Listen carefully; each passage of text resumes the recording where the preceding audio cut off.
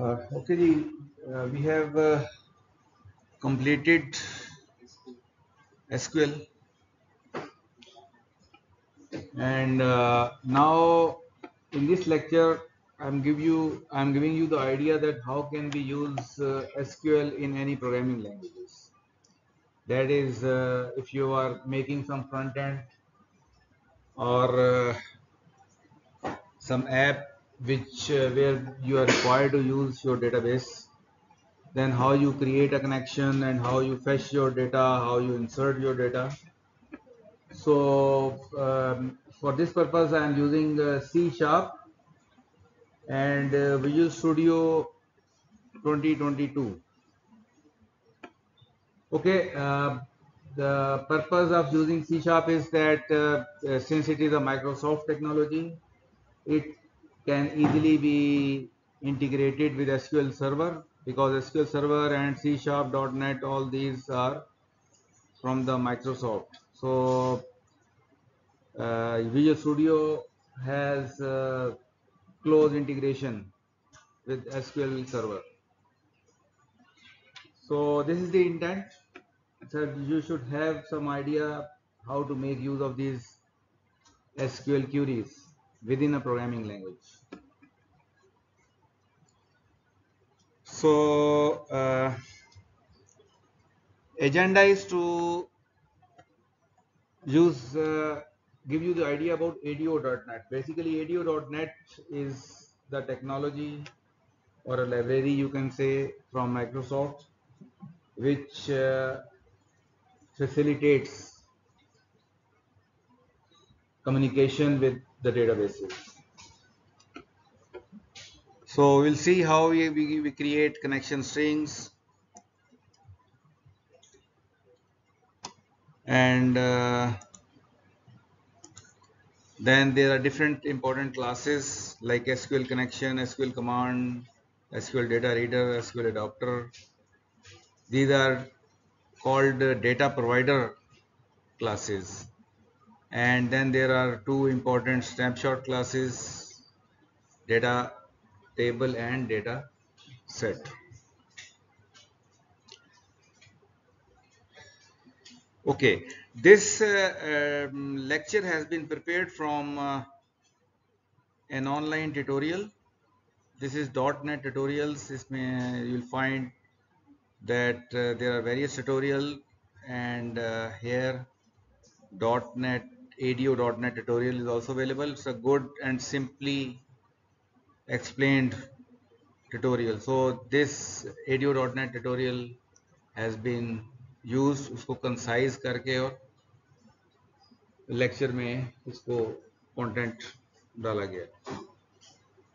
If you see this tutorial, you'll find various pages like introduction to ADO.NET, SQL Server, SQL connection. These are the classes: SQL command, SQL reader, data adapter, then data tables, data sets. So it explains the whole ADO.NET classes, all the classes with examples.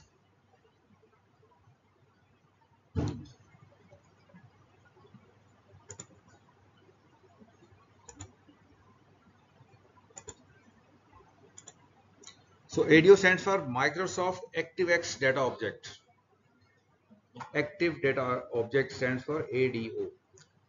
And it is a data access technology and which can communicate with data sources. So whatever databases we intend to use in programming language, these are called data sources. तो यहाँ पे जो concept आपको नजर आएगा यहाँ पे data source का, that is that if you are using any database, Excel भी use करेंगे या पीछे से जो भी data है जिस form में भी है, in programming languages these are known as data sources. It's part of .NET framework, and .NET framework consists of base class library and common language runtime. तो ये बेसिकली जैसे एक मिडिल टीयर होती है common run time visual studio में, जैसे जावा में virtual machine होती है, कॉमन रन टाइम, यहाँ पे आपकी डिफरेंट लैंग्वेजेस हो सकती हैं, C#, VB.NET, F#, ये सारे का सारा कोड कॉमन रन टाइम में कन्वर्ट होता है, करेक्ट एग्जीक्यूटेबल में नहीं कन्वर्ट होता। तो CRT आगे ऑपरेटिंग सिस्टम के साथ कम्युनिकेट करती है, वो जो भी एग्जीक्यूटेबल है वो करती है। फायदा क्या है इसका कि आप अगर विजुअल स्टूडियो में C# में काम कर रहे हैं या VB में काम कर रहे हैं या किसी और लैंग्वेज में काम कर रहे हैं, you can integrate the work of all the languages because there is common runtime environment, तो ये सब एक ही कॉमन कोड में कन्वर्ट हो जाते हैं। सारी लैंग्वेज मिडिल एक लैंग्वेज होती है उसमें कन्वर्ट हो जाते हैं इंटरमीडिएट लैंग्वेज, ठीक है, इंटरमीडिएट लैंग्वेज भी कहते हैं इसको। तो इंटरमीडिएट लैंग्वेज में कन्वर्ट होती है, फिर ऑपरेटिंग सिस्टम के साथ वो वाली लैंग्वेज है वो कम्युनिकेट करती है। तो जावा में भी यही है, this concept was adopted from the Java. Java में यहाँ पे जावा वर्चुअल मशीन होती है, जेवीएम है।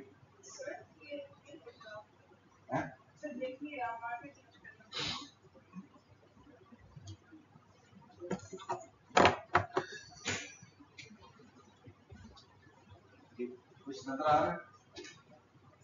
इंटरमीडिएट लैंग्वेजेस,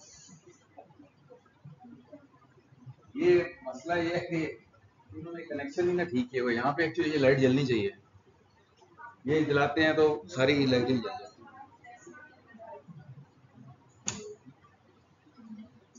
नजर आ रहा है? तो इंटरमीडिएट लैंग्वेज एक क्रिएट होती है मिडिल में, और ऊपर विजुअल स्टूडियो में जिस लैंग्वेज में भी आप काम करते हैं, .NET की लैंग्वेज होती है, C# हो गया, VB.NET हो गया, F# भी एक लैंग्वेज होती है। तो सारी लैंग्वेज में जब आप काम करते हैं तो वो नीचे इंटरमीडिएट लैंग्वेज में कन्वर्ट हो जाती है, और फिर नीचे आपका ऑपरेटिंग सिस्टम के साथ ये आपका जो रन टाइम लाइब्रेरी है ये कम्युनिकेट करती है ऑपरेटिंग सिस्टम के साथ। तो फायदा यही है कि आप एक ही वक्त में मल्टीपल लैंग्वेजेस में काम कर सकते हैं, and you can integrate the code of all the languages because of this common runtime.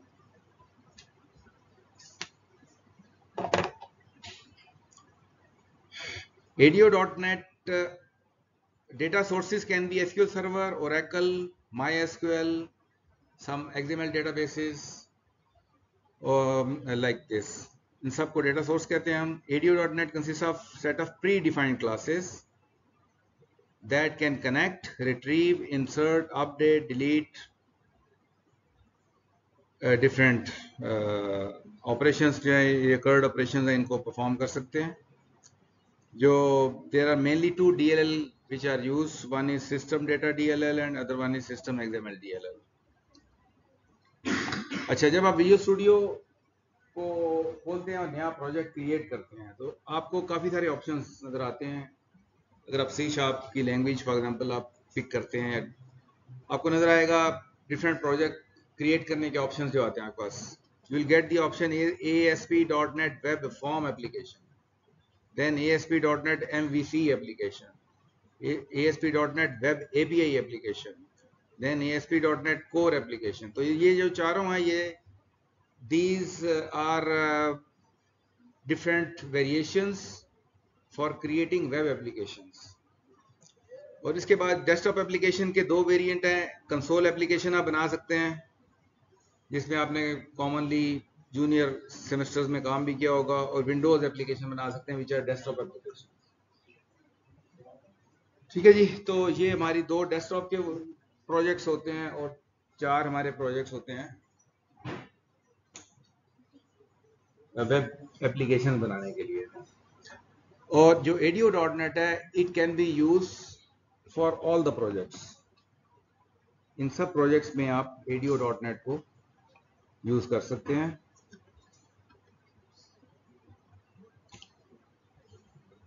अब हम जो कंपोनेंट्स की कैटेगरीज हैं, there are primarily 2 categories of components in ADO.NET: data providers and data snapshot classes. Data providers क्या होते हैं? These enable application to access and manipulate data from various data sources. तो data providers की कुछ classes होती हैं, कुछ classes snapshot की होती हैं.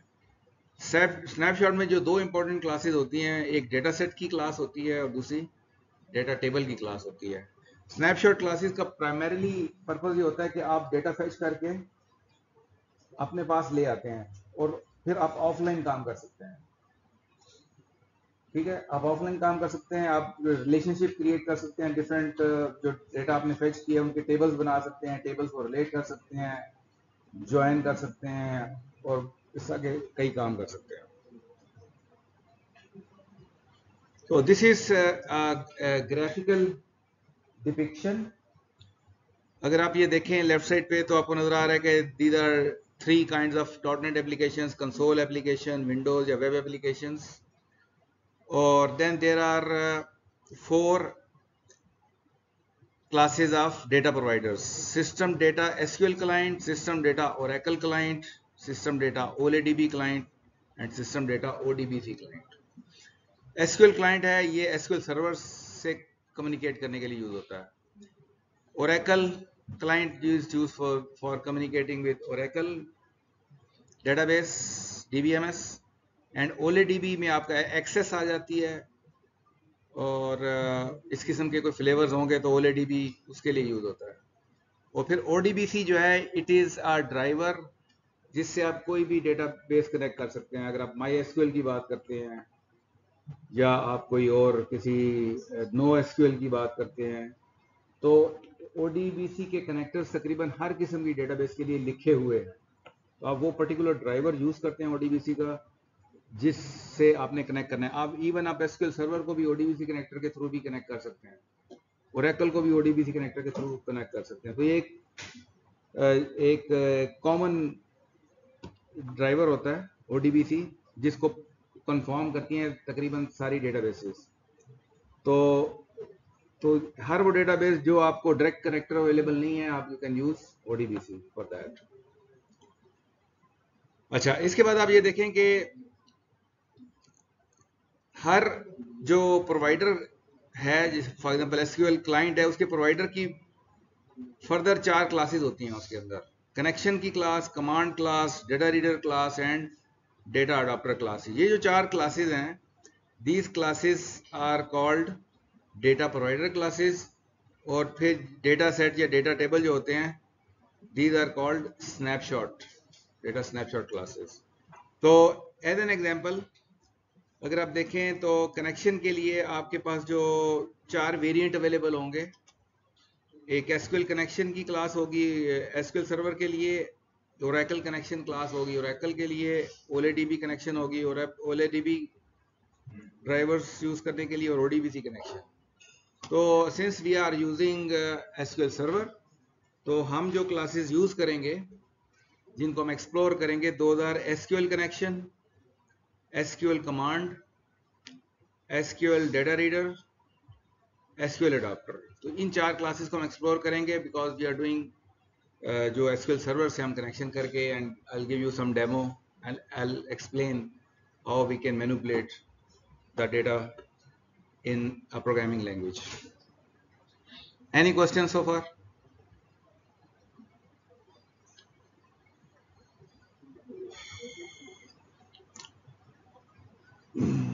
Okay, अब मैं थोड़ा सा आपको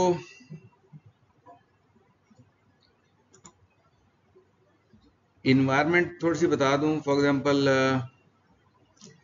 इसका आपको आइडिया हो गया, SSMS आपने यूज कर लिया होगा लैब्स के अंदर, ठीक हो गया। इसमें आप डेटाबेस क्रिएट कर सकते हैं। यू हैव द आइडिया कि डेटाबेस का कैसे क्रिएट करनी है। इवन राइट क्लिक करके यू कैन कनेक्ट करने के बाद आप डेटाबेस को you can create a new database, ठीक हो गया। या आप SQL स्क्रिप्ट लिख के उसको आप क्रिएट डेटाबेस नाम दे देंगे तो फिर भी डेटाबेस क्रिएट हो जाएगी। तो we will start by creating a database. For example ये स्टूडेंट DB की एक डेटाबेस क्रिएट की हुई है। आपको यहाँ पे स्टूडेंट टेबल नजर आ रहा है।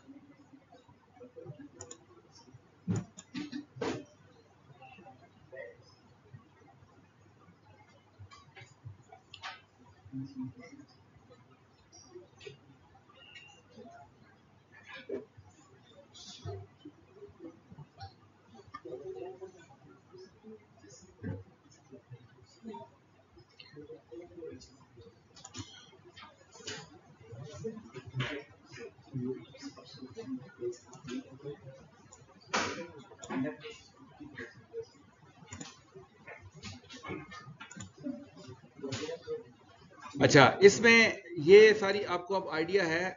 अब हमने करना ही होता है कि हमने this is visual studio. Visual studio में you can have you can open a view of server explorer. Server explorer का व्यू खोलेंगे तो ये इस तरह का एक व्यू आपको नजर आना शुरू हो जाएगा। इसमें आपको नजर आ रहा है कनेक्ट टू डेटाबेस, फिर आपको नजर आ रहा है कनेक्ट टू सर्वर। इस तरीके से आप you can create a connection. तो यहां पे फॉर एग्जांपल मैं एक डेटाबेस से कनेक्शन क्रिएट करना चाहता हूं, तो मैंने यहाँ पे क्या करना है, सर्वर का नाम लिखना है इस जगह पे। सर्वर नेम को मैं अगर यहाँ से मैंने पिक करना है कि सर्वर नेम मैंने कैसे पिक करना है, तो मैं if I can right click and I go to properties, तो आपको नजर आएगा कि सर्वर का नेम लिखा हुआ है DFA फॉर एग्जांपल PC, मेरा जो लोकल सर्वर इंस्टॉल है उसका ये नाम है। फर्दर भी मैं कोई डिटेल देखना चाहूँ, कनेक्शन प्रॉपर्टीज को मैं खोल सकता हूँ और यहाँ पे भी सर्वर नेम के नाम से नाम आ रहा है, तो आई कैन कॉपी। तो सबसे पहला काम ये होता है कि विजुअल स्टूडियो कोड में जाकर आपने सर्वर नेम देना होता है कि जी सर्वर नेम कौन सा वाला है जो अवेलेबल है। So I will give a server name. उसके बाद ये इंक्रिप्शन मैंने फॉल्स करनी है क्योंकि मेरा जो डेटाबेस इंस्टॉल है उसमें मैंने इंक्रिप्शन इंक्लूड नहीं की हुई है, तो इस इंक्रिप्शन में काम नहीं करेगा। मैंने इसकी इंक्रिप्शन को फॉल्स करना है। इसके बाद अगर मैंने यहाँ पे सर्वर का नेम करेक्ट दिया है तो यहाँ पे I can see the all the databases which have been created in the server. तो यहाँ पे आपको स्टूडेंट DB के नाम से डेटाबेस नजर आ रही है फॉर एग्जांपल, और DB2 के नाम से भी नजर आ रही है। अगर मैं टेस्ट कनेक्शन का बटन दबाऊंगा तो आई कैन वेरीफाई कि मेरा कनेक्शन हो गया कि नहीं हो गया। So this is a test connection succeeded. तो ये स्टूडेंट ये मेरा कनेक्शन क्रिएट हो गया यहाँ पे। अगर मैं इसे खोलूंगा तो मुझे नजर आएगा कि जो इन्वायरमेंट मुझे SSMS में नजर आ रही है वैसी इन्वायरमेंट, थोड़ी सी कम लेकिन तकरीबन मिलती जुलती इन्वायरमेंट मुझे यहाँ भी नजर आएगी। आई कैन सी एक टेबल मैंने क्रिएट किया हुआ है and I can C further table columns, similarly views, stored procedure, functions, synonyms, type, assemblies, मुख्तलिफ किस्म की चीजें मुझे नजर आ रही हैं। अच्छा, अब इसमें एक और चीज ये है कि आप यहीं पे SQL नई क्यूरी का एडिटर खोल सकते हैं। एडिटर खोल के फॉर एग्जांपल यहाँ पे स्टूडेंट DB डेटाबेस मैंने ये कनेक्टेड है, इस पे अगर नहीं कनेक्ट होगी तो मैं यहाँ से कनेक्ट कर लूंगा, डिसकनेक्ट कनेक्ट लिखा हुआ यहाँ से मैं कनेक्ट कर लूंगा। So I can execute a query. For example मैंने डेटाबेस के अंदर कुछ डेटा भी डाला हुआ है, इंसर्ट किया हुआ है, तो आई जस्ट वांट टू सी कि डेटा मेरा फैच होता है कि नहीं होता।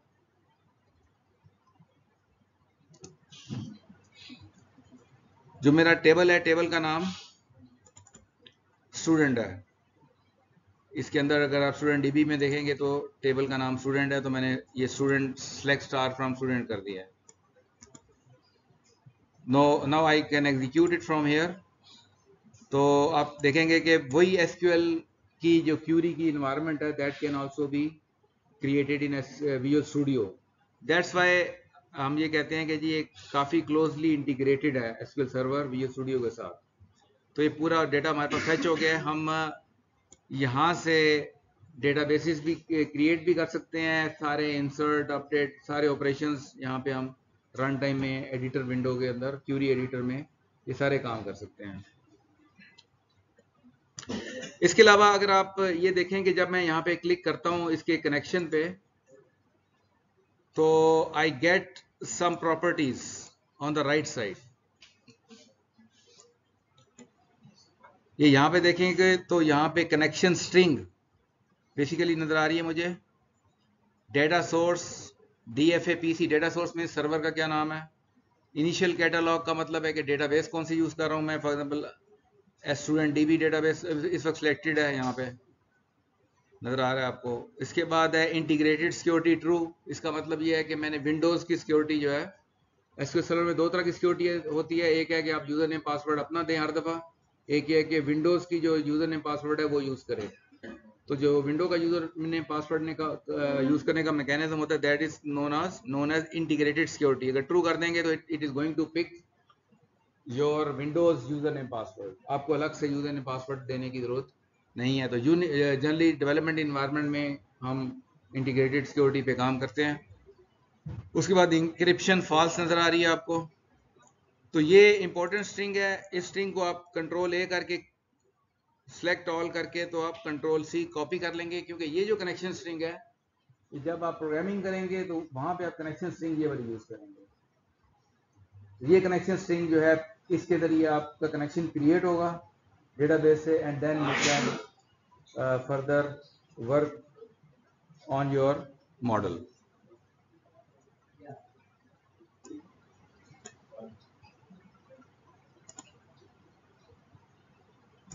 So this is what is explained here on this slide. Create a database with the name of student DB in SQL Server. Create database student DB कर लें. Now we want to access it in Visual Studio 22. Window authentication is enabled on your database. Right click on server node and open server properties. Then open connection properties. वहां से आपने क्या करना है, server name pick कर लेना है। Server name for example मेरा DFA-PC है। इसके बाद विजुअल स्टूडियो में जाऊंगा मैं, I will open the server explorer. In the server explorer I will click connect to the database. Connect to database कहां पर लिखा हुआ है, ये कनेक्ट टू डेटाबेस, इसको मैं क्लिक करूंगा, विंडो खुल जाएगी मेरे पास, और फिर मैं यहाँ के सर्वर नेम को पेस्ट करूंगा वहां से जो मैंने कॉपी किया है। फिर यहाँ मैं इंक्रिप्शन को मैं करूंगा false, I can check the, उसके बाद मैं कनेक्शन अपना टेस्ट कर लूंगा, कनेक्शन सक्सेसफुल है डेटा इस सर्वर के साथ। Then I can choose the database जो मैंने चूज करनी है।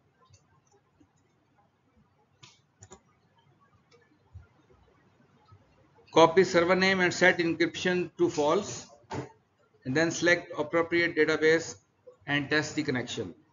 ये विंडो आपको नजर आ रही है कि सर्वर प्रॉपर्टीज आप SSMS में आप सर्वर प्रॉपर्टीज खोलेंगे, यहाँ पे आपको नजर आएगा, इसको फर्दर क्लिक करेंगे एक और विंडो खुल जाएगी, इसके अंदर आपको सर्वर नेम नजर आ रहा है। तो ये सर्वर नेम आपने कॉपी करके आगे विजुअल स्टूडियो में लेके जाना है। ये विजुअल स्टूडियो का आपको नजर आ रहा है कि यहाँ पे सर्वर नेम कॉपी किया है, विंडो ऑथेंटिकेशन एनेबल्ड है, स्टूडेंट डेटाबेस मैंने सेलेक्ट किया जो भी चाहिए, टेस्ट कनेक्शन किया, I can see a window. So this how we create a connection in the, हम उसको एक कनेक्शन स्ट्रिंग बना लेते हैं डेटाबेस के अंदर। इसके बाद हमने ये डेटा सोर्स पे आ जाते हैं हम, क्योंकि इस कनेक्शन की प्रॉपर्टीज में यहाँ राइट साइड पे नजर आते हैं, हम यहाँ से हम ये कनेक्शन स्ट्रिंग को कॉपी कर लेते हैं। कनेक्शन स्ट्रिंग के नॉर्मली 4 कंपोनेंट्स होते हैं। First component is data source, second one is initial catalog, then integrated security and encryption. Data source में डेटा सोर्स का नाम लिखा हुआ है, कई दफा आपको डेटा सोर्स डॉट भी लिखा हुआ नजर आएगा। डेटा सोर्स डॉट, डॉट का मतलब है कि लोकल सर्वर उठा लेगा, आपको नाम डालने की जरूरत नहीं है, डॉट लिख देंगे तो लोकल सर्वर का जो भी नाम होगा वो पिक कर लेगा।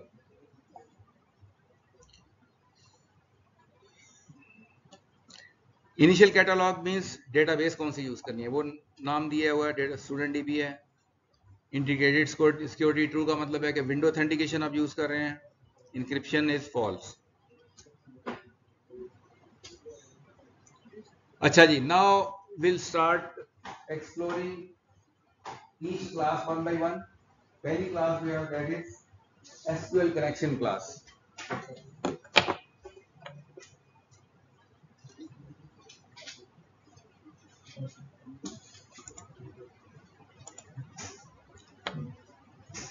अच्छा जी, SQL connection class belongs to SQL data SQL client name space.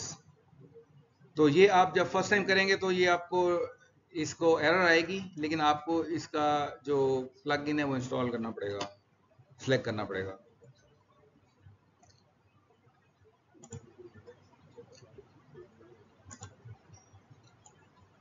ये एक्सटेंशन में जाते हैं हम, मैनेज एक्सटेंशंस,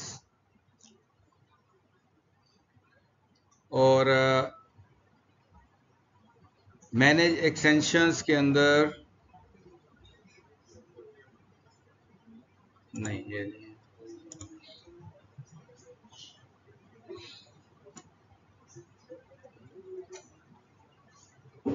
ये यहां से and you get package manager, ये मैनेजर पैकेज मैनेज को खोलते हैं हम। जैसे पाइथन में पिप वगैरह इस्तेमाल करते हैं, इसका अपना पैकेज मैनेजर बनाया हुआ है उन्होंने।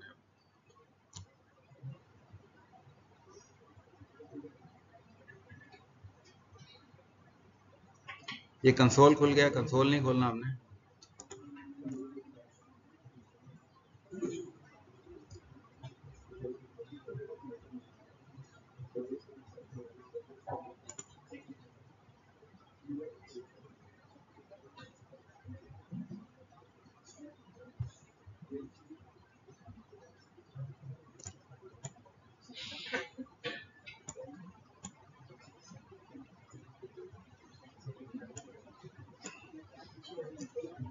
ये यहाँ पे नजर आ रहा है आपको पैकेज मैनेजर, यहाँ पे खुल गया है। यहाँ से आप सिलेक्ट करके तो एसक्यूएल क्लाइंट को अपने इसके अंदर डालते हैं। ये जो है आपको नजर आएगा, ये system data SQL client add किया गया है इसके अंदर।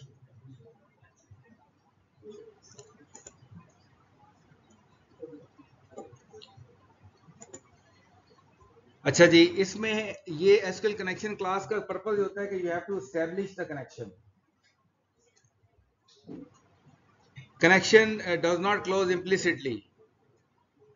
कनेक्शन आपने ओपन करना होता है, फिर क्लोज भी करना होता है, क्योंकि connection is very expensive resource, आपकी बहुत सी रिसोर्सेज रैम वगैरह कंज्यूम कर रहा होता है। तो जैसे ही आप डेटाबेस से कम्युनिकेशन खत्म करते हैं, आप उसको क्लोज करते हैं। अगर आप यूजिंग ब्लॉक यूज करें, अभी मैं आगे दिखाऊंगा आपको, अगर यूजिंग ब्लॉक होता है इसके अंदर, अगर आप वो यूज करें तो फिर ये ऑटोमेटिकली खुद ही क्लोज कर देता है, आपको क्लोज करने की जरूरत नहीं होती।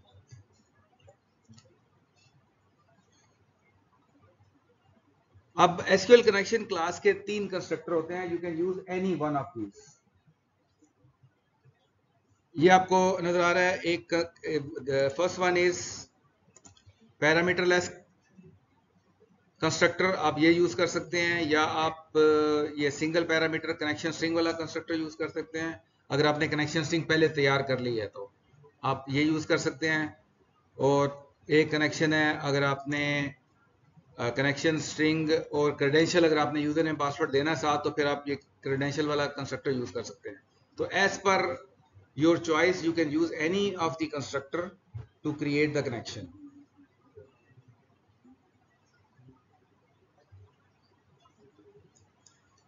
अच्छा जी, ये एग्जांपल देखें कैसे कनेक्शन होता है। हम ये एसक्यूएल क्लाइंट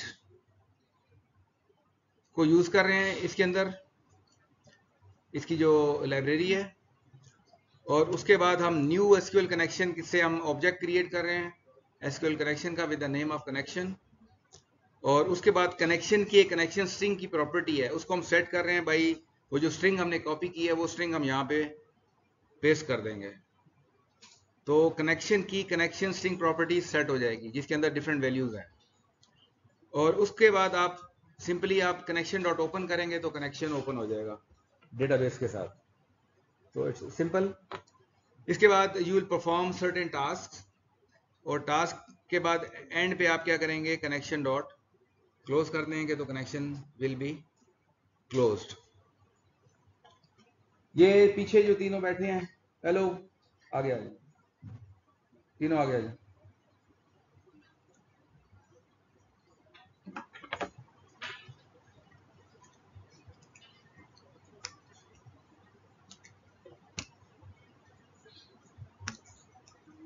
आप भी तीसरे, आप भी हैं, आप तीसरे हैं।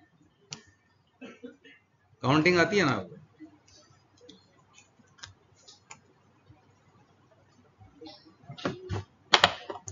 So this is example of parameterless constructor.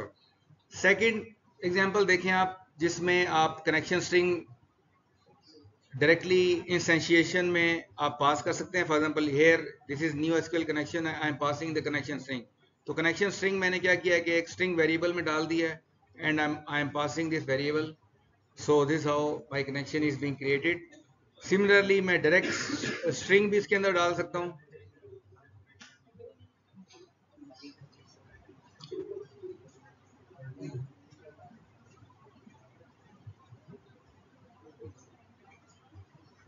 तो अब मैं स्ट्रिंग पास कर सकता हूं. This also one of the possibility. Again I'll do connection.open, I'll perform certain actions and I'll close the connection. Third है कि अगर आपने एसक्यूएल सर्वर ऑथेंटिकेशन यूज कर रहे हैं तो आप यूजर नेम पासवर्ड भी कनेक्शन क्रिएट करते हुए पास कर सकते हैं. So here you can see I am creating user name pass and password string. और उससे हमने मैं एक और ऑब्जेक्ट क्रिएट कर रहा हूं एसक्यूएल क्रेडेंशियल का. बातें ना करो ना बेटा. मैं एसक्यूएल क्रेडेंशियल का ऑब्जेक्ट क्रिएट कर रहा हूं यूजर नेम पासवर्ड की स्ट्रिंग पास करके. Now in this connection I am passing a connection string as well as the object of credential class. तो दो ऑब्जेक्ट पास करूंगा तो मेरा कनेक्शन क्रिएट हो जाएगा and then I can do it move on further. अच्छा, अब मैं इसका आपको दिखाता हूं यहां पे.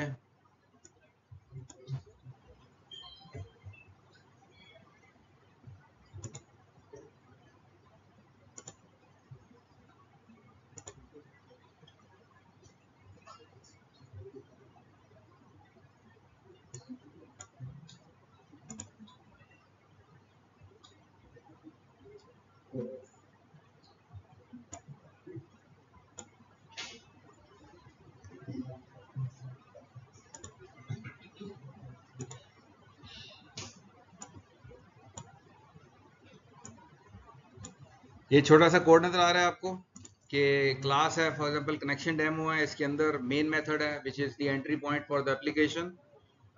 और इसके अंदर ये मैंने डेटा सोर्स डाली हुई है. यहाँ पे देखें data source equal to dot लिखा है. तो डॉट का मतलब है कि जो भी नाम है लोकल सर्वर का वो ये पिक कर लेगा. तो आपको नाम एक्सप्लिसिटली डालना जरूरत नहीं अगर आप लोकल सर्वर पे काम कर रहे हैं.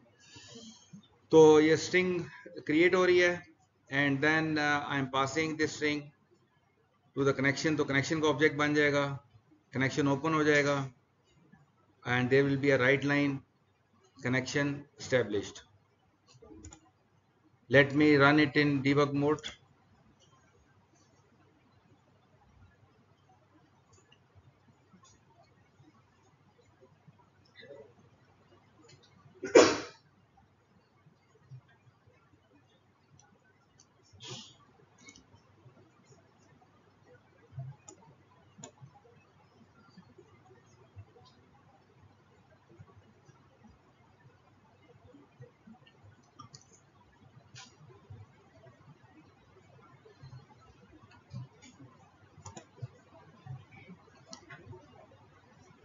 तो ये फर्स्ट स्ट्रिंग पे आ गए हम यहाँ पे.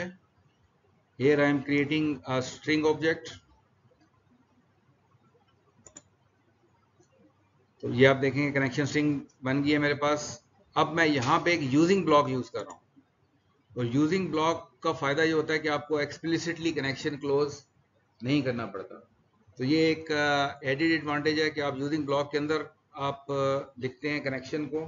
तो फिर इसके अंदर जो भी कोड होगा, जैसी कोड एग्जीक्यूट होगा, ब्लॉक से बाहर निकलेंगे तो आप कनेक्शन डॉट क्लोज ऑटोमेटिकली हो जाएगा. This is the advantage of using block. अब मैं यहाँ पे एसक्यूएल कनेक्शन का ऑब्जेक्ट क्रिएट करने लगा हूँ.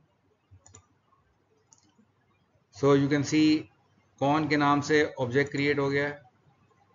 अब कनेक्शन ओपन होगा यहाँ पे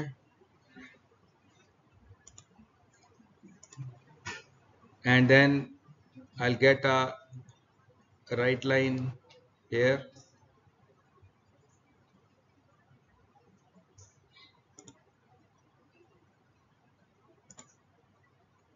Connection established successfully लिखा हुआ आ गया.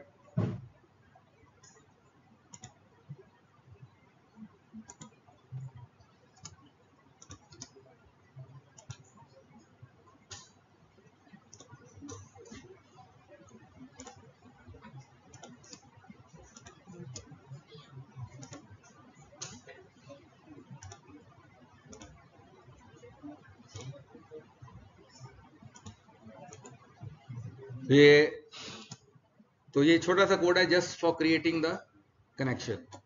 अब हम आगे चलते हैं। Second class is SQL command, जिसके अंदर फिर हम एसक्यूएल बीच में एम्बेड करते हैं।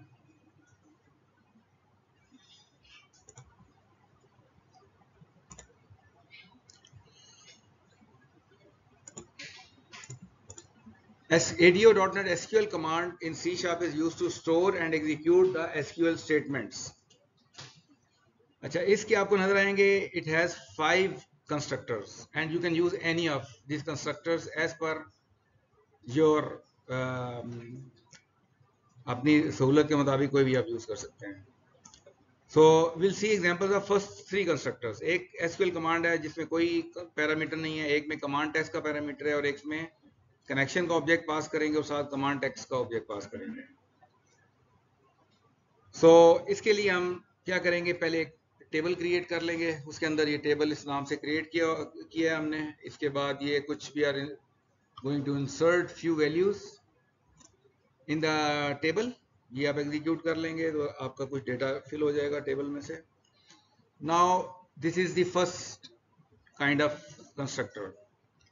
तो हमने क्या किया, पहले कनेक्शन स्ट्रिंग एक तैयार की है and now we are using a using block.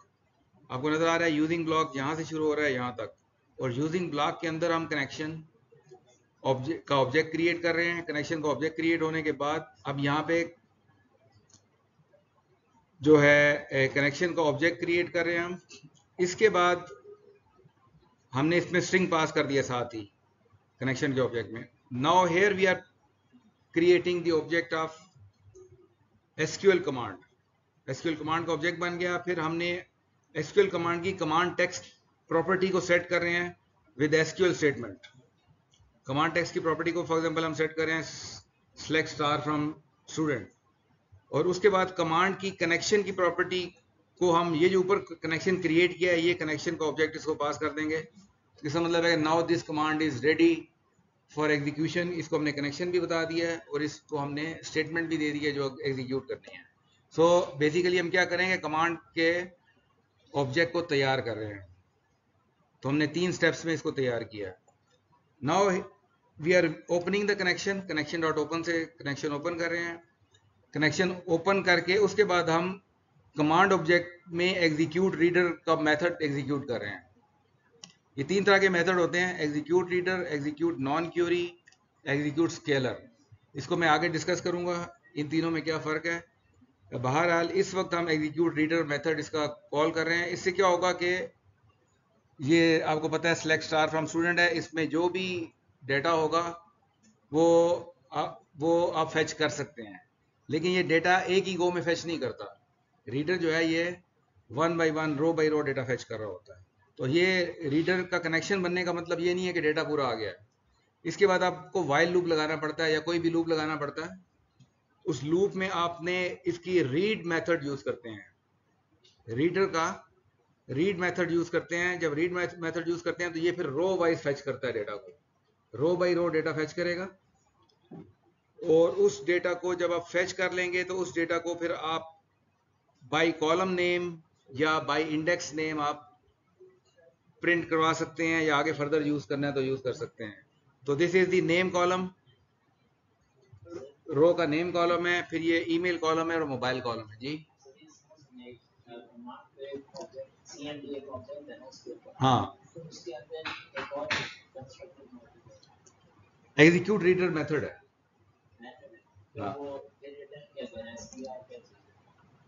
ये हाँ, ये रीडर का ऑब्जेक्ट रिटर्न करेगा, रीडर का ऑब्जेक्ट रिटर्न करेगा। ठीक है, आप कंस्ट्रक्टर कह लें उसको, लेकिन है कि रीडर का ऑब्जेक्ट रिटर्न करेगा। देखिए रीडर का ऑब्जेक्ट अभी ऑब्जेक्ट में डेटा नहीं है। जो इसमें जो चीज समझाने वाली हो, कि अभी ऑब्जेक्ट रिटर्न हो गया लेकिन डेटा भी इसके अंदर नहीं है। डेटा आगे हम वाइल लूप लगा के रो बाई रो डेटा फेच करते हैं। ठीक है जी। तो ये क्या करेगा, कमांड डॉट एग्जीक्यूट रीडर, ये एग्जीक्यूट रीडर का ऑब्जेक्ट यहाँ पे दे देगा विच is of type SQL data reader, यानी ये सुपर क्लास होगी एसक्यूएल डेटा रीडर की। तो इस पर रीडर का ऑब्जेक्ट आ जाएगा। इसके बाद हम SDR रीड करके हम रो वाइज फेच करेंगे डेटा को। और यहाँ पे आपको नजर आ रहा है कि नेम रो फेच और नेम कॉलम का डेटा आ रहा है, ईमेल का आ रहा है, मोबाइल का आ रहा है। तो जैसे ही रोज कंप्लीट होंगी ये एग्जिट कर जाएगा। इसकी मैं एग्जाम्पल आपको दिखाता हूँ यूज करके।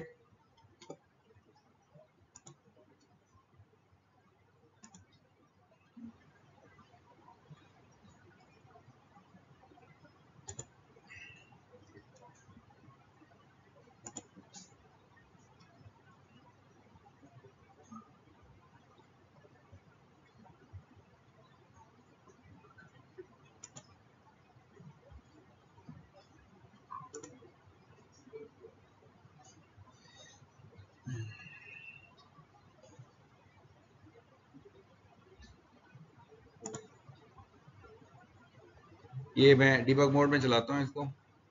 सो will see how values are being set.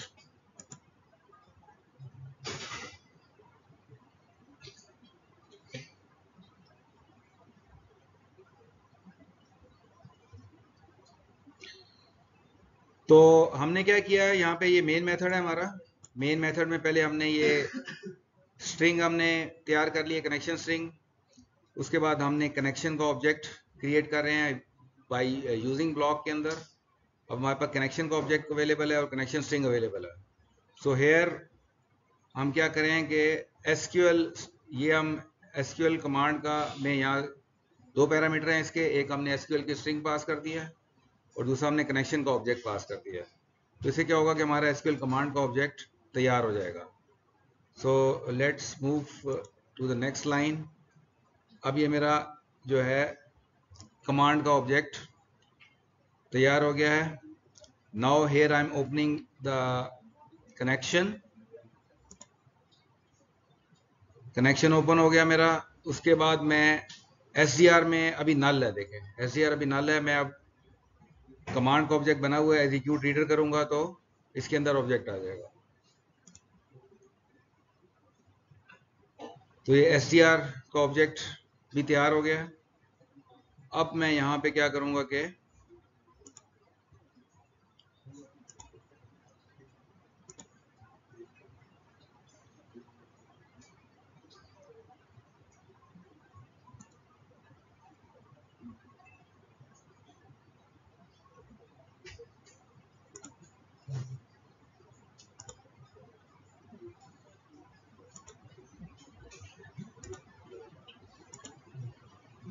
यहां पे ये अब SDR के तीनों चीजें फेच हो जाएंगी।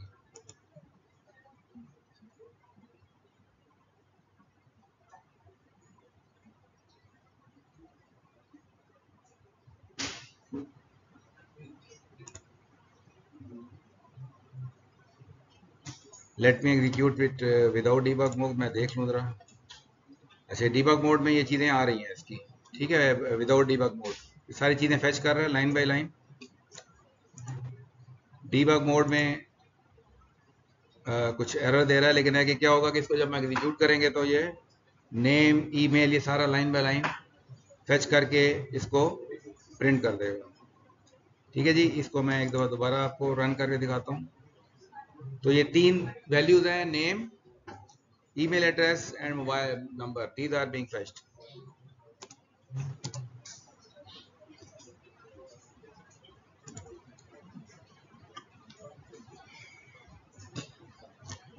Similarly, we can also use SQL command with while passing।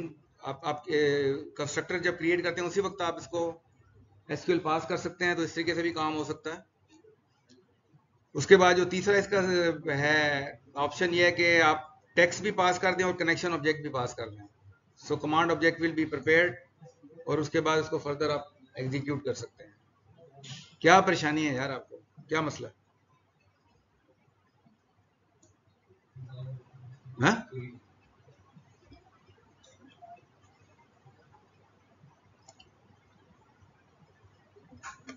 Now इसमें मैंने आपको बताया था कि तीन तरह के मेथड हैं और तीनों का डिफरेंट काम है। यहाँ पे कि कमांड ऑब्जेक्ट के साथ we can execute three kind of methods, एक है execute reader, execute non query and execute scalar. Execute reader की मैंने एग्जांपल दिया आपको कि अगर डेटा फेच करना है हमने तो हम एग्जीक्यूट रीडर को यूज करते हैं। अब इन तीनों को यहाँ डिस्कस किया हुआ मैंने।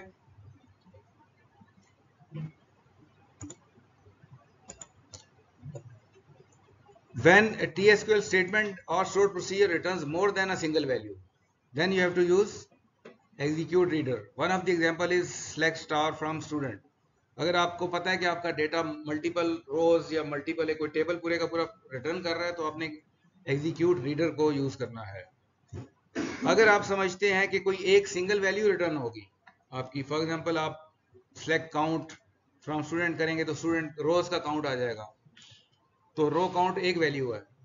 तो अगर एक वैल्यू आपको फेच कर रहे हैं तो then you can use execute scalar. Execute scalar आप यूज करेंगे तो आप इसमें क्या होगा कि आपकी सिंगल वैल्यू आपकी रिटर्न हो जाएगी, that value you can use. तो यहां पे नजर आ रहा है कमांड डॉट एग्जीक्यूट स्केलर। तीसरी है एग्जीक्यूट नॉन क्यूरी।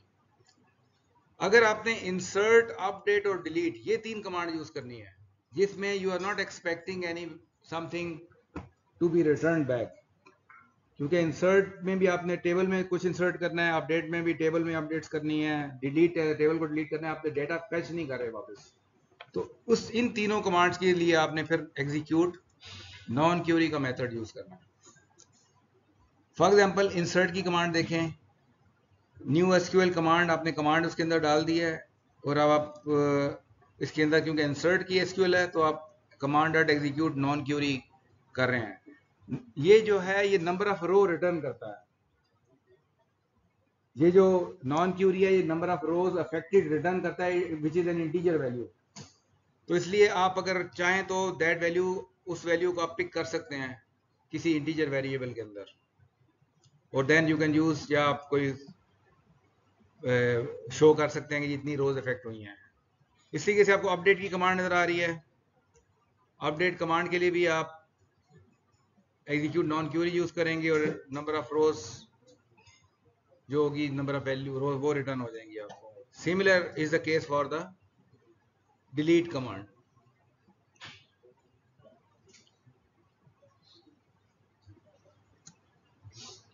ठीक है जी, तो ये हमने कितनी क्लासेस देख ली अभी तक? दो क्लासेस। कौन कौन सी थी? एक कनेक्शन क्लास है और एक ये एसक्यूएल कमांड की क्लास है।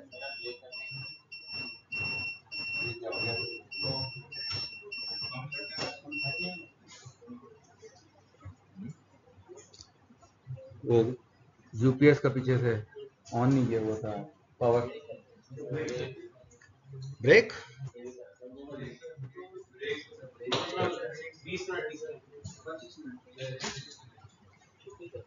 ये आपकी एक क्लास आपकी कल होगी।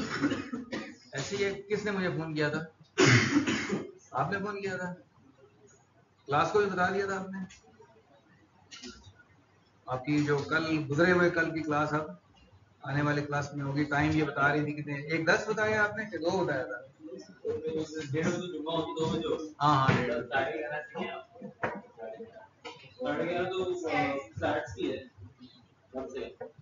भाई उन्होंने मुझे टाइम दिया हुआ 2 बजे। 1 से 2 बजे की 2 से 3। ठीक है, तो ये मैंने ADO.NET को ही कंप्लीट करना है इस वीक में। कुछ स्लाइड्स आज होंगी और कुछ कल होंगी। सर यहाँ यूज कर लेंगे, सारी स्लाइड्स आज कर लेंगे और कल ऑफ दे देंगे।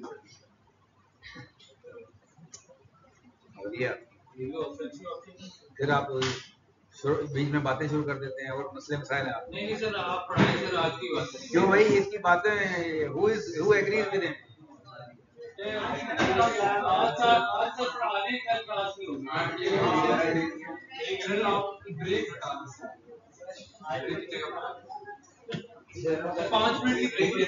ब्रेक ले लें, मुझे भी ब्रेक चाहिए होती है। पानी मुझे कौन पिला के सवाब कमाएगा भाई? कौन सवाब कमाएगा पानी पिला के?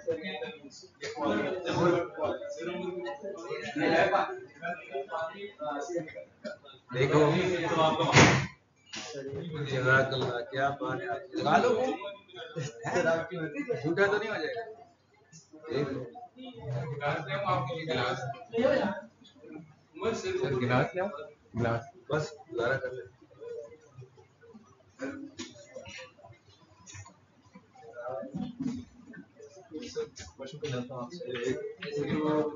कनेक्शन होते हैं वो लोकल होते हैं जो सर्किट होस्ट करते हैं तो वो लोकल मशीन पे होस्ट करने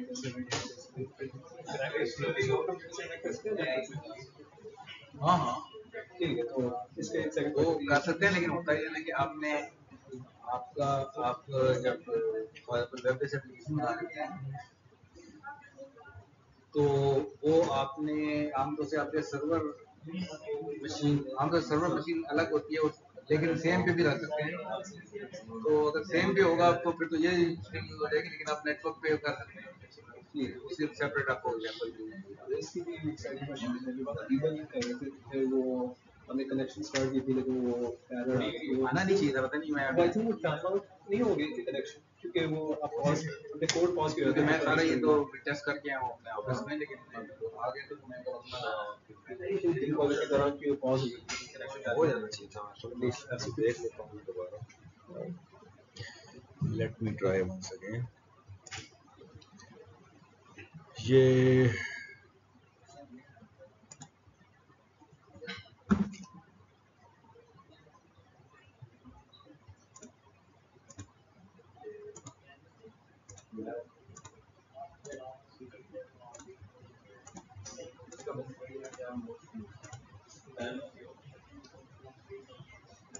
अभी नहीं आ रहा, देखें प्रिंट करता जा रहा है साथ।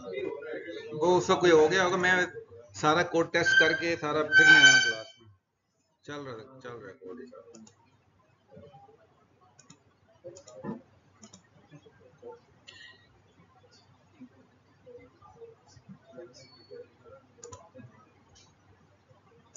इसमें रन वाला किधर चला गया मेन्यू? ये स्टेप इनटू आ गया, स्टेप ओवर आ गया, कंटिन्यू कौन सा है ही नहीं कंटिन्यू। ये वाला नहीं ना यार, ऊपर यस यहाँ, वरना इसके साथ होता है ऊपर। मैं कह रहा हूँ क्या चक्कर है यार, वो VS कोड में होता है। नहीं इसमें भी होता था, ये पता नहीं क्या गेम की है इन्होंने, यहाँ ले गए।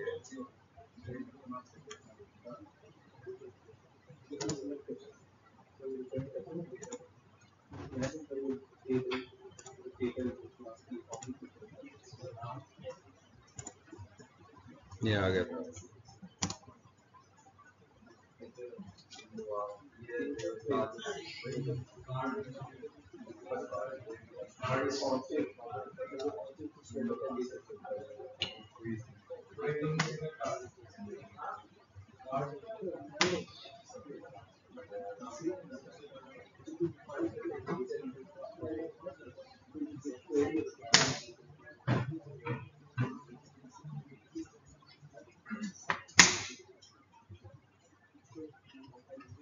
ये बेटा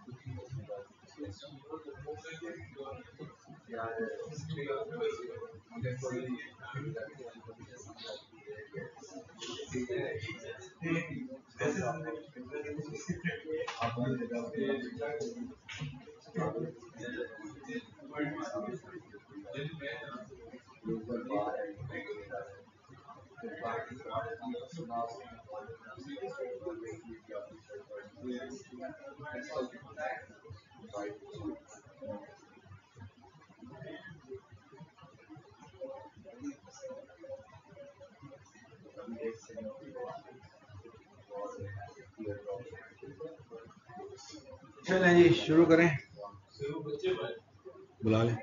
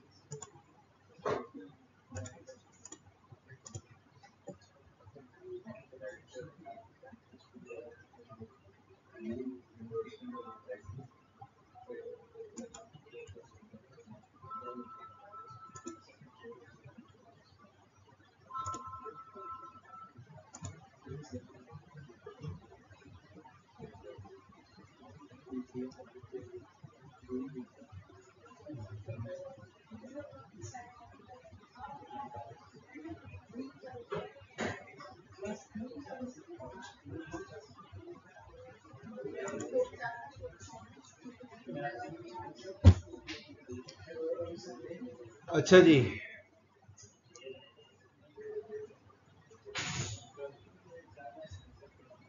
अटेंडेंस लगाता हूँ फिर मेरे ख्याल में यही इलाज है।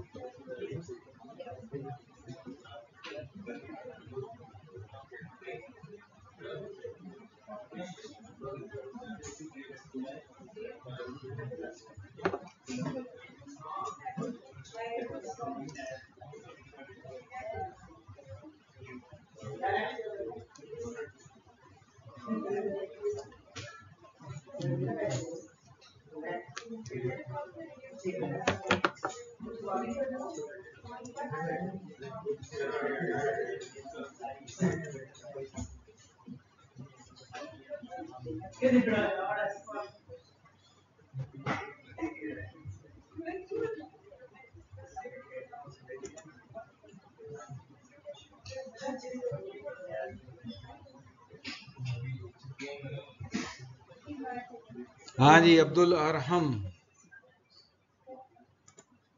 उपाल, अहमद रजा, अली नवाब, अलिशबा, हलीजा,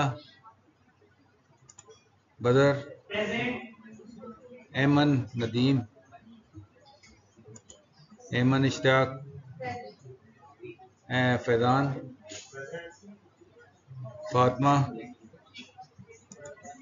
हिरा इरशाद, ईमान कैसर, इराज, ख्वाजा, मीर, आमिर, अब्दुल्ला, अब्दुल्ला एहसान, अहमद, मोहम्मद अली, बिन दिशान,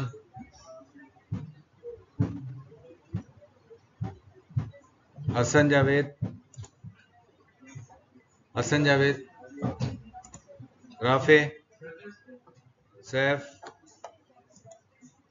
सलमान, कौन, कहाँ है, सलमान, तैमूर, तलहा, उमर, ज़करिया, आरिज,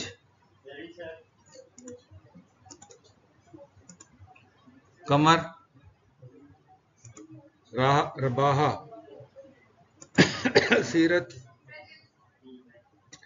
सिब्त,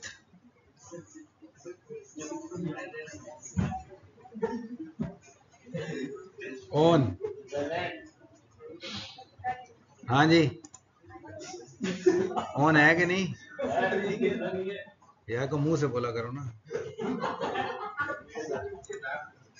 इर्तजा, उज़ैर, वकार, ज़रार,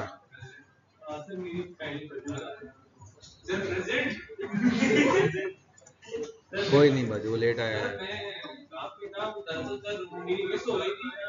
मैंने कहा सर आपके वो आपकी कंटिन्यू नहीं करना थोड़ा जैसे काइंडली प्रेस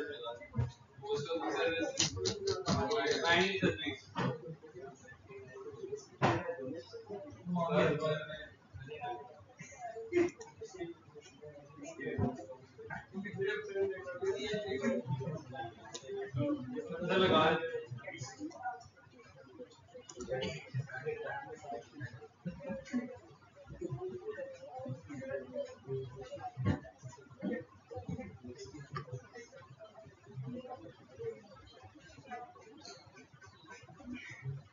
हाँ जी, अरहम,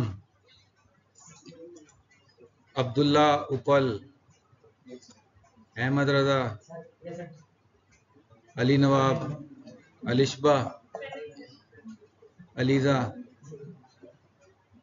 बदर, ईमान, ईमान इश्तियाक, फैजान, फातिमा, हिरा, ईमान, इरज,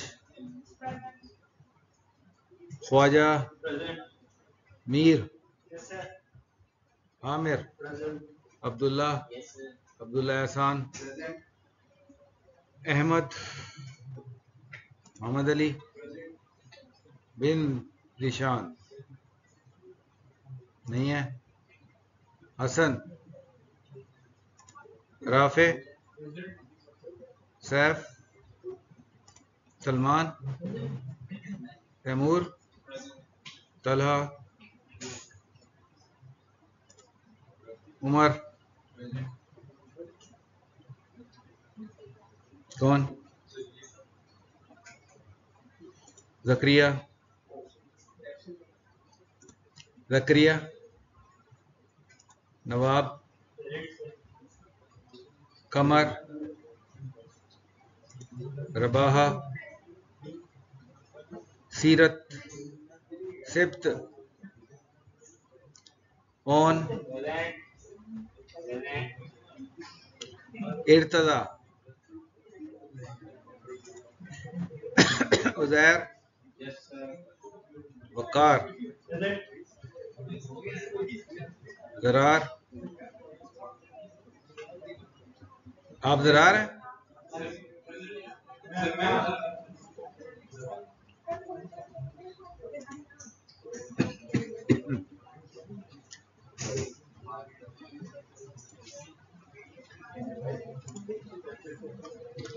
ओके जी, थर्ड क्लास है डेटा रीडर क्लास। इस क्लास को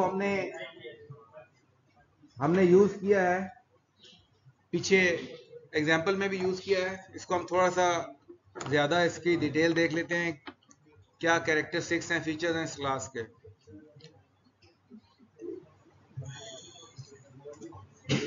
सो जो एसक्यूएल रीडर क्लास है, it reads the data in forward only. ना बातें करो, it reads data in forward only direction. जैसे मैंने आपको बताया था कि ये एक एक रो करके डेटा फेच करता है। It means once it reads the record, it will then read the next record. There is no way to go back and read the previous record.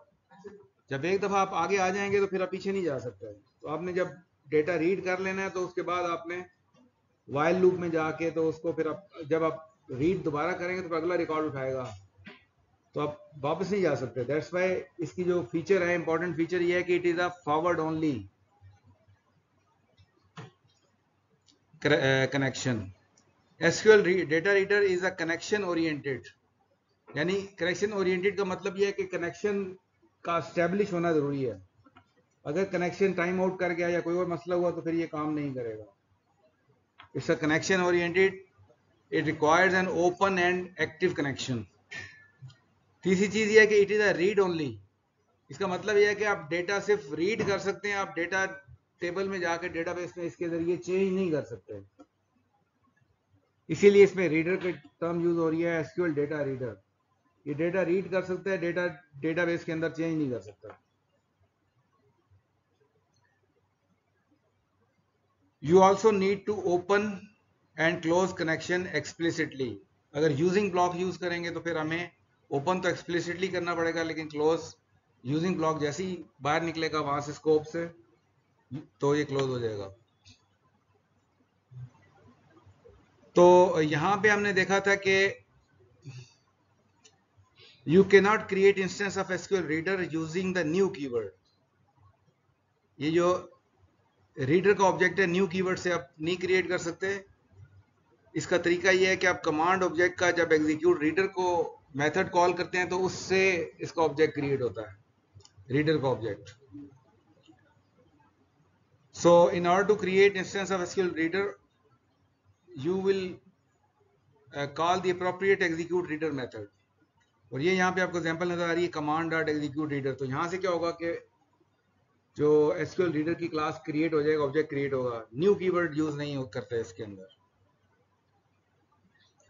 ये एग्जांपल देखें, ये एग्जांपल वही एग्जांपल है। हमने command के object में हमने command object को तैयार किया है, कमांड टेक्स्ट की प्रॉपर्टी सेट की है, उसका कनेक्शन की प्रॉपर्टी सेट की है, कनेक्शन को ओपन किया है। अब यहाँ पे हम डेटा रीडर की क्लास यूज कर रहे हैं और यही वजह है कि हम इसको, क्योंकि ये रो बाई रो फैच करता है, इसलिए हम वाइल लूप लगा के फिर इससे डेटा को फैच करते हैं। ये एक ही गो में डेटा पूरे का पूरा नहीं उठाता। ये इंपॉर्टेंट कैरेक्टरिस्टिक है एसक्यूएल रीडर क्लास की।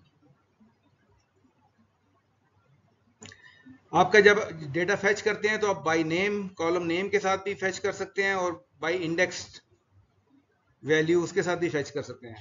जैसे यहाँ पे आपको नजर आ रहा है कि आईडी की वैल्यू इंडेक्स 0 है, नेम का 1 है, ईमेल का 2 है, मोबाइल का 3 है। तो आप you can use either of the technique to read the data. अच्छा, अब इसमें हम अगर मल्टीपल डेटा सेट हमारे पास रिटर्न होते हैं या मल्टीपल रिजल्ट सेट हमारे पास रिटर्न होते हैं तो फिर उसको कैसे हैंडल किया जाता है। फॉर एग्जांपल एसक्यूएल कमांड के अंदर आप देखें तो हमने दो सेलेक्ट स्टेटमेंट लिख दी हैं, select star from customer and select star from orders, एक ही एसक्यूएल कमांड के अंदर है। तो उस सूरत में हम ये करेंगे कि हम जब आप रीडर डॉट रीड कमांड करेंगे तो ये पहला जो सेट होगा वो उठाएगा, ये पहला सेट उठाएगा, उसको फिर आप आइटरेट कर सकते हैं वाइल लूप वगैरह लगा के। जब आपने अगला सेट उठाना है तो फिर आप नेक्स्ट रिजल्ट वाला मेथड कॉल करेंगे, क्योंकि ये वाइल लूप में इसका मतलब है कि जितने भी रिजल्ट सेट अवेलेबल होंगे सारे के सारे 1 बाय 1 आप फेच कर सकते हैं with this method, next result method. इससे आप अगला रिजल्ट सेट फेच करेंगे और उसके बाद फिर अगेन रीड मेथड कॉल करके आप line by line, row by row उसको फेच करके आप उसको यूज कर सकते हैं।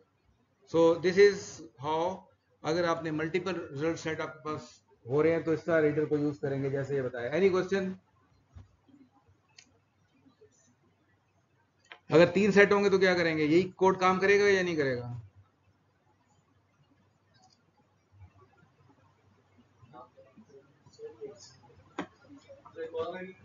वजह क्या है, क्यों करना चाहिए, वजह भी है कोई? अगर कोड को मैं ऐसा लिखूं कि सिर्फ 2 ही काम करें, आगे ना काम करे, तीसरे पे एरर दे, फिर इसमें क्या मॉडिफिकेशन करनी पड़ेगी?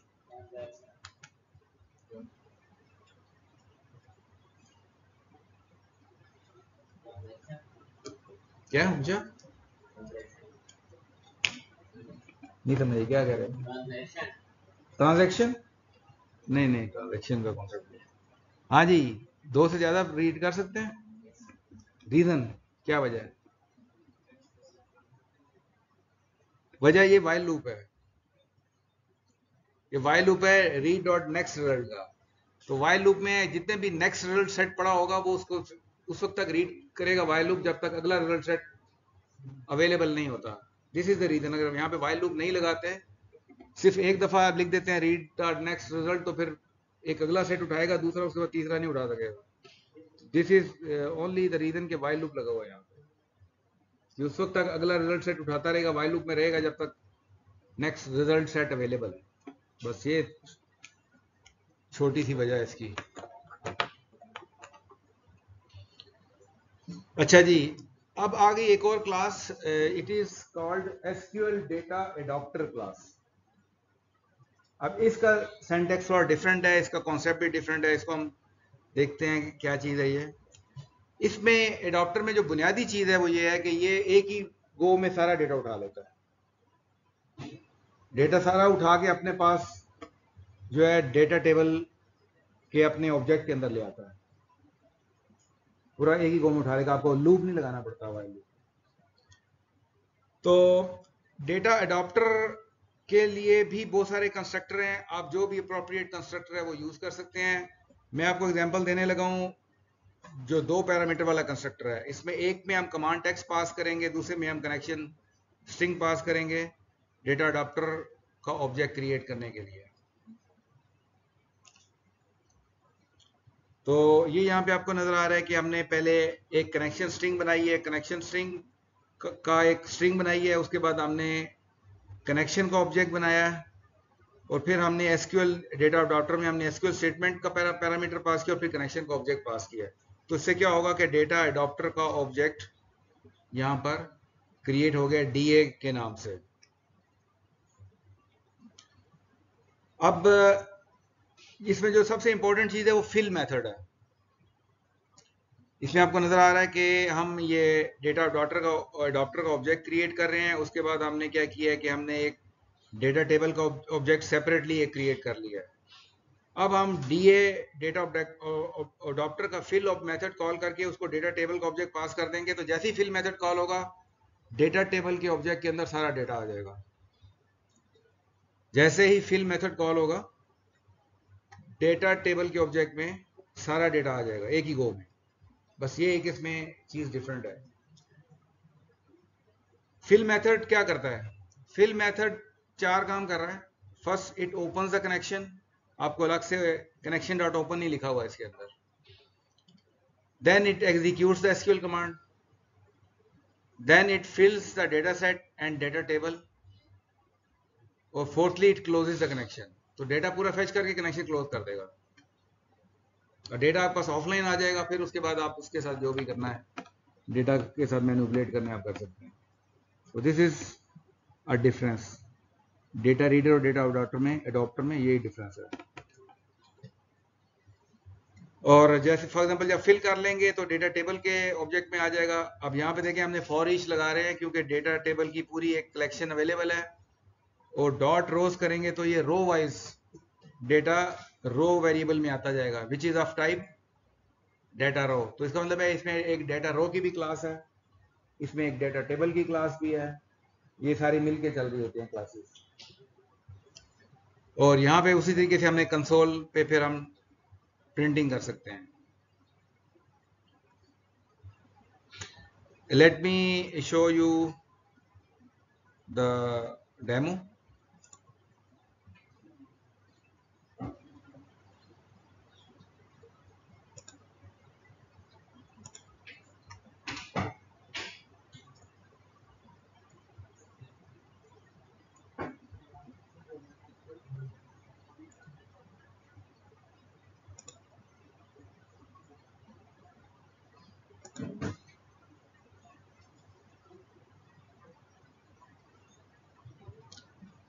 ये मुझे इसलिए करना पड़ रहा है कि मेन मेथड पड़ा हुआ है हर एक में, तो ये एक वक्त में एक से ज़्यादा मेन मेथड कंपाइल नहीं करता। जावा प्रोजेक्ट में इस तरह नहीं होता। जावा प्रोजेक्ट में आप जितने मर्जी मेन रखे हो, आप रन करते हुए आप बता देते हैं जी कौन सा मेन एग्जीक्यूट करना है, लेकिन इसमें आपको कंपाइल से पहले बताना पड़ता है कौन सा मेथड रन करना है आपने।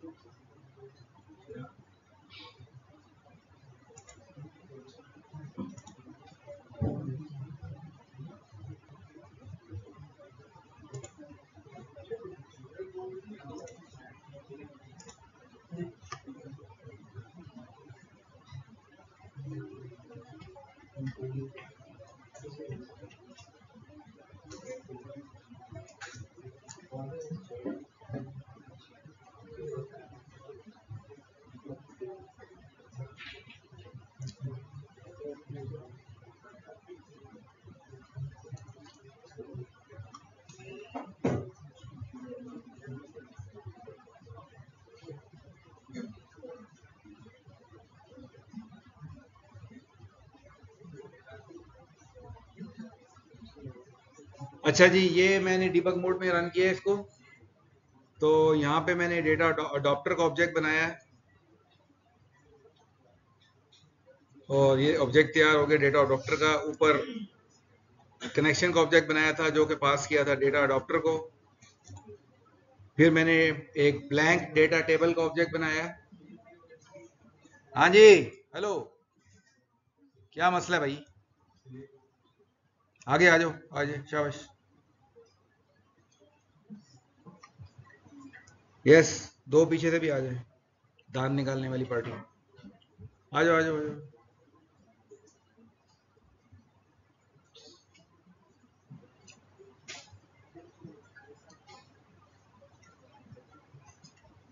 तुम डेरे में बैठे हुए अपने हैं?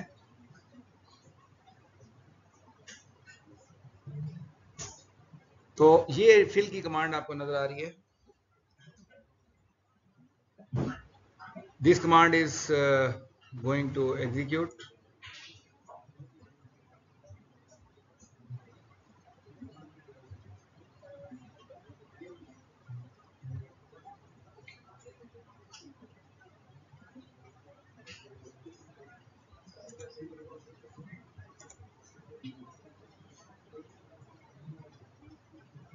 इसका मैं देख लूं पहले, कनेक्शन टाइम आउट तो नहीं हो गया कहीं।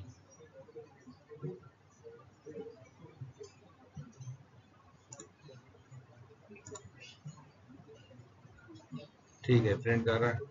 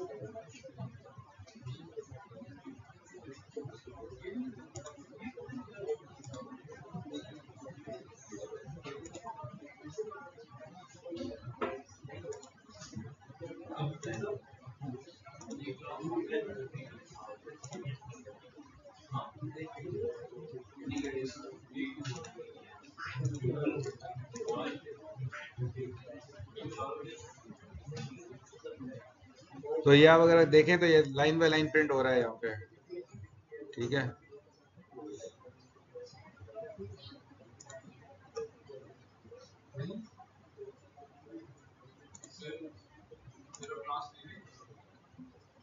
क्या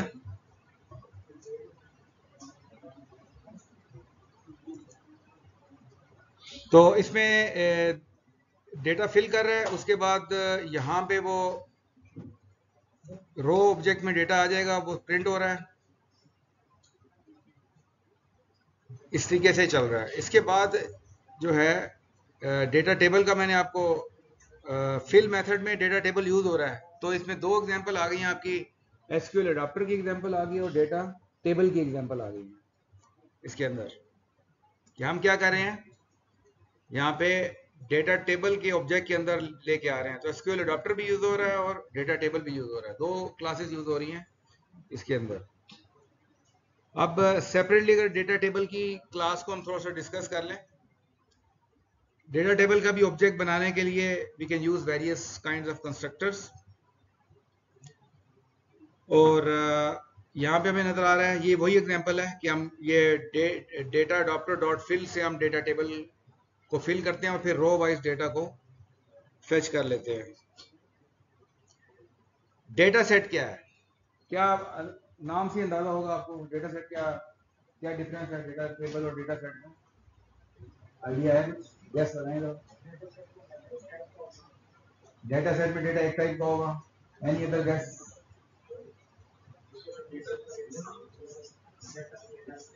set of data sets, data set क्या होता है? Set of data set sir basically collection of data होते हैं जिसमें डिफरेंट कॉलम्स होते हैं, डिफरेंट फीचर्स होते हैं। ठीक है, और एनी अदर आइडिया?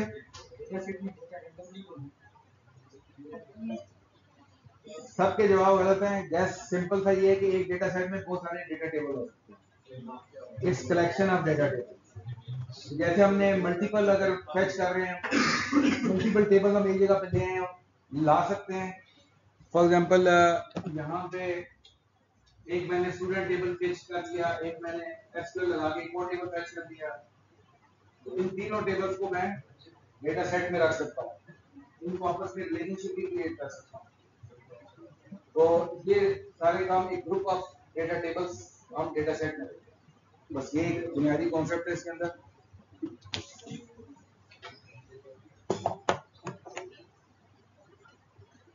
ये आप देखें कैसे हम डेटा सेट को यूज कर रहे हैं। यहाँ पे अगर एग्जांपल देखें आप, हम we are creating object of data table, new data table customer के नाम से एक हमने डेटा टेबल बनाया, फिर हमने ऑर्डर के नाम से डेटा टेबल बनाया, एक और ऑब्जेक्ट बना लिया data table order dt order dt customer. अब हम डेटा सेट का एक ऑब्जेक्ट क्रिएट कर रहे हैं और हम ये टेबल्स डेटा सेट के अंदर दोनों डाल दिए हमने, ये दोनों ऑब्जेक्ट हमने क्या किया डेटा सेट के अंदर डाल दिए। So it is basically simply a collection of multiple data tables. अब टेबल फेच कैसे करने हैं, बस ये एक चीज इसमें थोड़ी सी समझने वाली है कि अगर आपने टेबल 1 फेच करना है तो क्या करेंगे, टेबल 2 फेच करना है तो क्या करेंगे।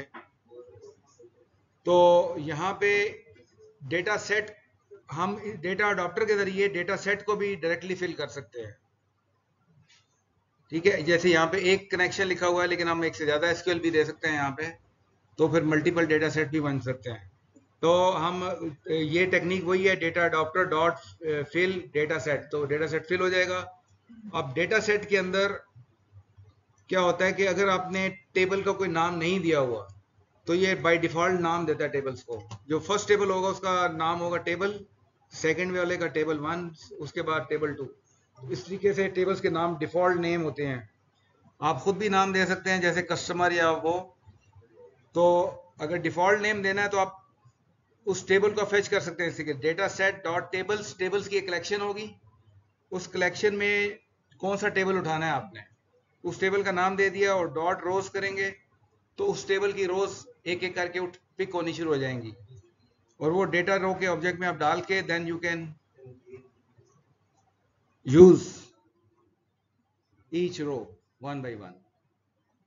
तो ये थोड़ा सा सिंटैक्स डेटा सेट का।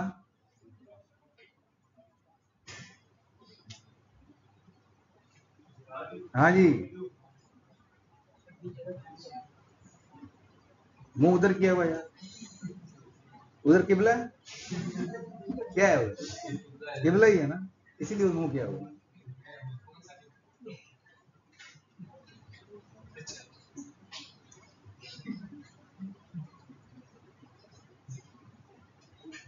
अब चले जाओ, नहीं पढ़ना तो। सारी क्लास मैं डिस्टर्ब होता हूँ, सारी क्लास डिस्टर्ब हो रही है। आपकी पीछे से आवाज आ रही है, जैसे मेरी आवाज आ रही है।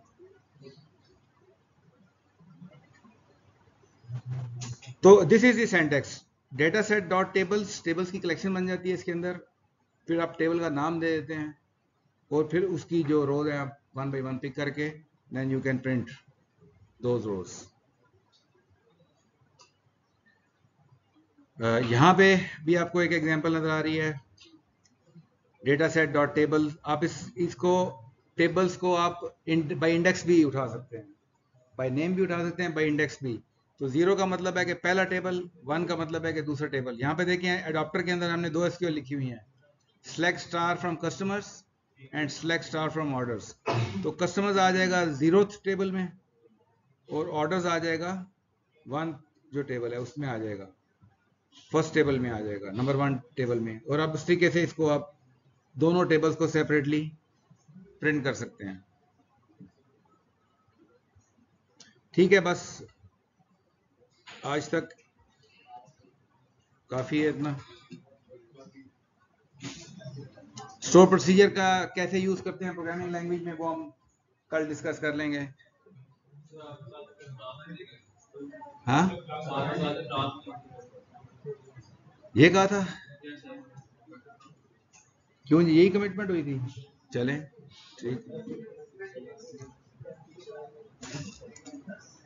स्टोर प्रोसीजर, अब आपको एसक्यूएल में स्टोर प्रोसीजर बनाने का तरीका सिखाया था, और स्टोर प्रोसीजर का कोई नाम होता है, store procedure can have parameters. अब इसका मतलब है कि प्रोग्रामेटिकली हमें स्टोर प्रोसीजर को अगर हमें यूज करना है और हमें कोई पैरामीटर पास करने हैं तो हमें यहाँ पे पैरामीटर्स तैयार करने की फैसिलिटी होनी चाहिए। वो फिर पैरामीटर हम बाय नेम कॉल करेंगे स्टोर प्रोसीजर को, we are going to pass those parameters. तो वो उसमें पैरामीटर का भी एक क्लास होती है जिसमें पैरामीटर्स तैयार कर सकते हैं। So let's see the example of using stored procedure. For example, हम ये stored procedure create करते हैं। ये stored procedure क्या कर रहा है, क्या कर रहा है? सिंपल सा stored procedure है, it is returning some rows। ठीक हो गया। अब हम इसको देखते हैं। हम अब इसमें SQL रीडर भी इस्तेमाल कर सकते हैं और SQL अडॉप्टर भी यूज कर सकते हैं, दोनों क्लासेस यूज कर सकते हैं। तो इट्स आवर चॉइस हमने क्या यूज करना है। और स्टोर प्रोसीजर का नाम है SP गेट स्टूडेंट्स। अच्छा जी, अब देखें कोड। हम we are using SQL adopter.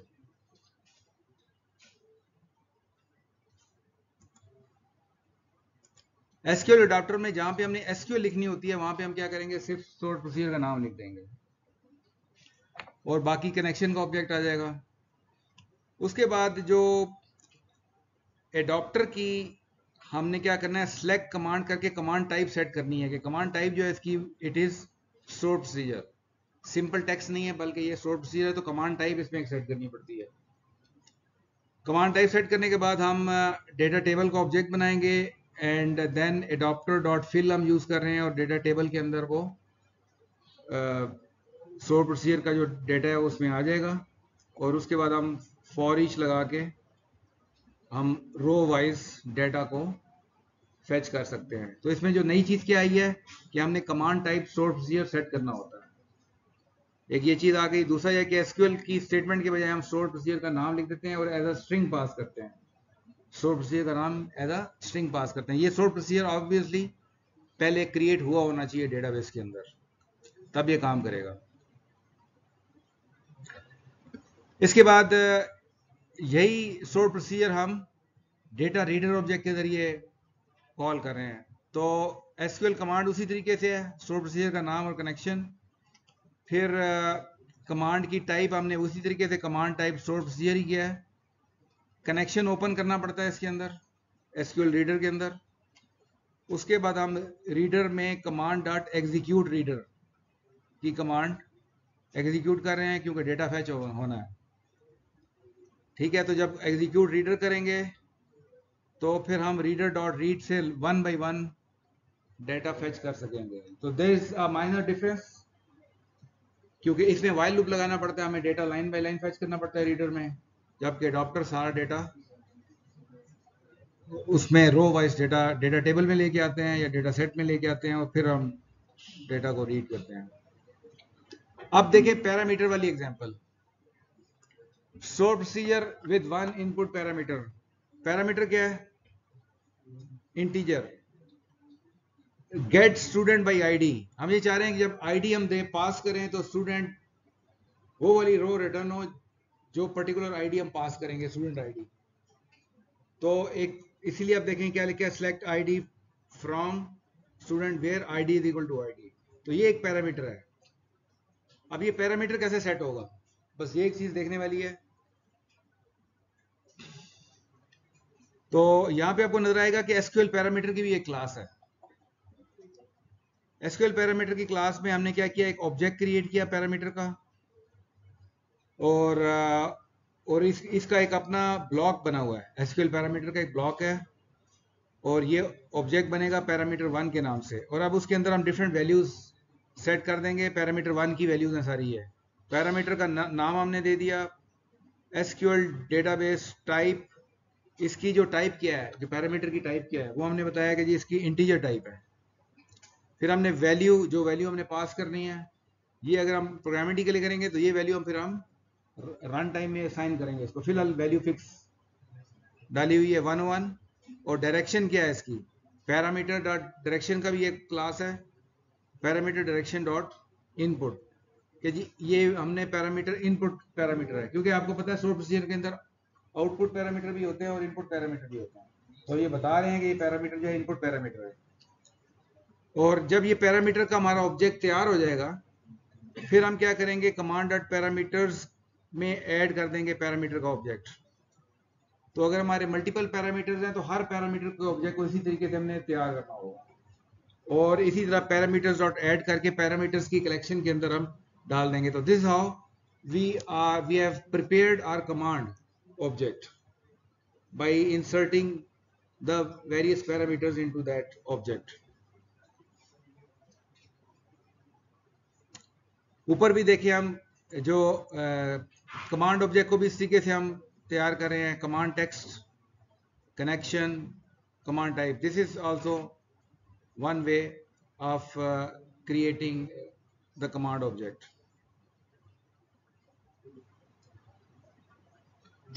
अब हम देखें एग्जीक्यूट करते हैं। How to pass parameter value. Parameter value pass कैसे करेंगे हम, कनेक्शन ओपन किया हमने और यहाँ पे हम लिख रहे हैं कमांड डॉट एग्जीक्यूट रीडर। तो कमांड के अंदर ऑलरेडी सारी वैल्यूज हमने सेट किया हुआ है कमांड ऑब्जेक्ट को। तो हम एग्जीक्यूट रीडर करेंगे तो इसके अंदर वैल्यू आ जाएगी, उसको हम फिर रीड करके वैल्यूज को हम रीड कर लेंगे। तो हमारा ये था कि 101 आईडी पास की हमने, तो 101 से करस्पॉन्डिंग 2 रोज रिटर्न हो रही हैं।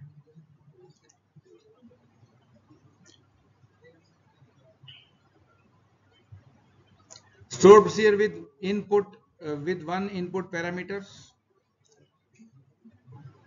ये फॉर एग्जांपल हम क्या कर रहे हैं, यहाँ पे एक प्रोडक्ट आईडी इंटीजर टाइप 1 हमने सेट की है और उसके बाद हम कनेक्शन का ऑब्जेक्ट बनाएंगे, कनेक्शन को ओपन करेंगे और बाकी जो उसका प्रोसीजर है उस तरीके से ही होगा।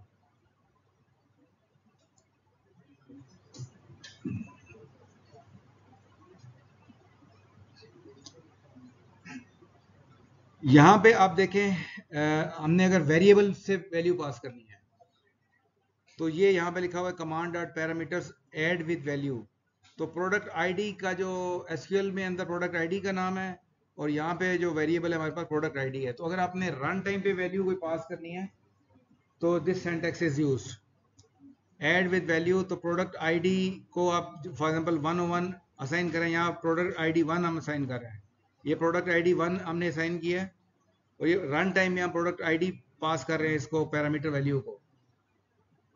तो पहले जो एग्जांपल दी थी वो थी फिक्स वैल्यू, मैंने उसके अंदर ही डाल दी थी 101। यहाँ पे ये कि वैल्यू का एक वेरिएबल है, कहीं से तैयार होगा वेरिएबल, और यहाँ पे हम फिर पैरामीटर्स जब की सेट कर रहे होंगे उस वक्त हम वैल्यू पास करेंगे रन टाइम में, और फिर ये कमांड का ऑब्जेक्ट तैयार होगा। Then we can use that command object. तो यहाँ पे क्या हो रहा है कि हमने data adapter dot select command, ये कमांड हमने इस पे अडॉप्टर में सेट कर लिया है। उसके बाद हमने क्या किया है कि डेटा सेट का एक ऑब्जेक्ट बनाया है, और फिर डेटा अडॉप्टर डॉट फिल में डेटा सेट करेंगे तो वो डेटा सेट में वो वैल्यूज आ जाएंगी। सो this is our typical syntax if you are using our SQL adapter। ये वैल्यू रिटर्न हुई है, ये आपको नजर आ रही है कि ये हेडर्स ऊपर वाले प्रिंट हो रहे हैं, ये नीचे वाला डेटा प्रिंट हो रहा है। Okay, so this ends the lecture.